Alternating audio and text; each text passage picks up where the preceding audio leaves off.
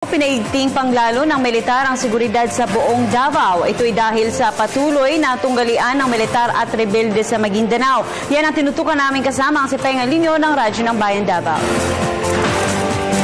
Tiniyak ng militar na ligtas at hindi maapektuhan ang seguridad ng mga mamayan sa Davao City kahit pa man may ginagawang operasyon mga kasunuluhan ng pamahalaan laban sa mga miyembro ng Bangsamoro Islamic Freedom Fighters o PIFF sa Maguindanao.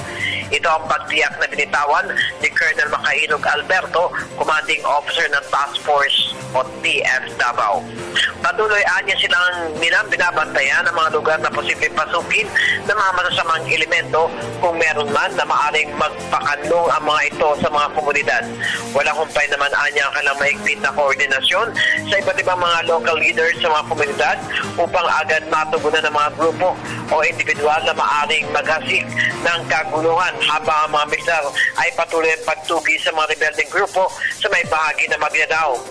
Samantala, sinabi naman ni Major General Eduardo Año, Commanding General ng 10th Infantry Aguila Division, na mahigting pa rin ang kailang ipinatutupad na seguridad sa mga lugar malapit sa Maguindanao. At dahil dito ay naaresto umano ang isang Muhammad Ali alias Sampaco na umano ay deputy leader ng PIFF at founder ng Justice for Islamic Movement o JIM at noong ika-5 pang kakutsaba nito noong ika-5 o 15 ng Marso sa barangay Kalumpang o Kalumpang, General Santos City.